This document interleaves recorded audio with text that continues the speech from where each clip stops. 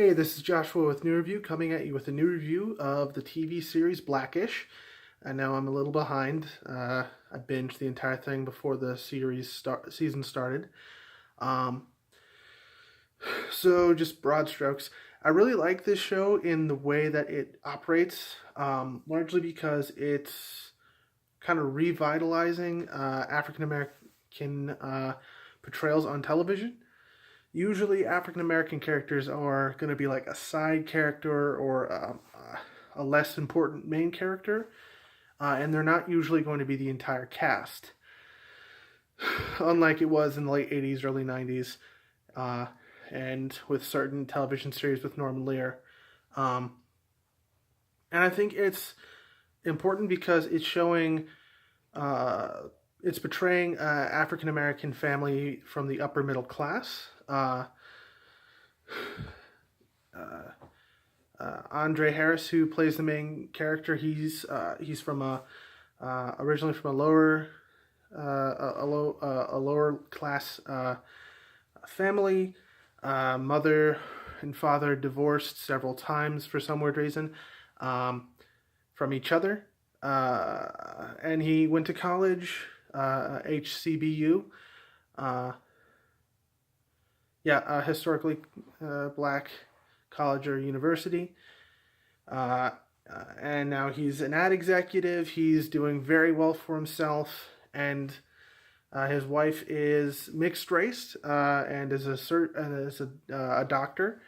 Um, and I think it's really important to show minority communities in a positive light to kind of help move conversations forward.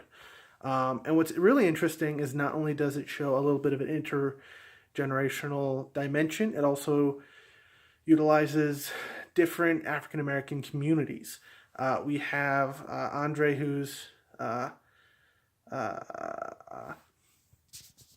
the one who moved up really by grit to to create his place where he is. Same with Rainbow. And what's interesting with Rainbow is she's, like I said, mixed race, and so that creates a dynamic for her that needs to be that is explored. Andre's mother is Ruby is would be considered part of the evangelical Christian community, although evangelical Christian of color, which means she is very conservative. However, as explored earlier in the series, she identifies as a Democrat largely because of her race. And I forgot Andre's dad's name, but he hasn't been on the series in a while. He also is fairly conservative in his leanings, but he also identifies as Democrat again because of his race. And by having these various communities portrayed, it kind of shows that the African American community isn't monolithic, and it has different experiences and understandings of their place in society, although they are very similar views of their standing in society.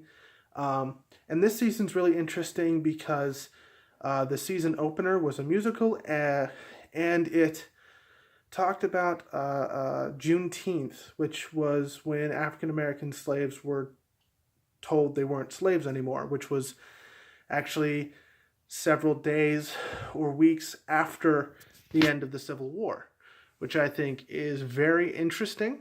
As someone who studied history in college, I agree that it's something that we don't really talk about too much in our history classes, especially largely in high school, a little bit in college, but largely in high school.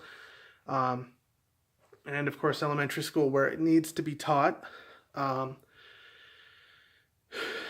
it's exploring, and I like how it explores the relationship that this upper middle class family has in an upper white middle class neighborhood, with upper middle class white predominantly occupations. Andre is an ad executive, and a good portion of the episodes typically try to focus on Andre trying to explain things to his coworkers, his white coworkers.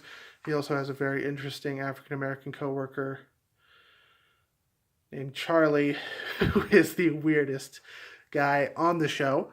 Um, hasn't been on in a while, but still a very interesting character, and it's really interesting juxtaposing Andre with his boss, who is very conservative, very white, and doesn't seem to understand basic reality. Um, yeah, and again, this video will be recorded before the new episode airs, probably, and I really enjoy this show. It's kind of trying to revitalize African American stories in American television, which was a thing back in the 90s, but isn't a thing anymore. Well, this is Josh with New Review, signing off.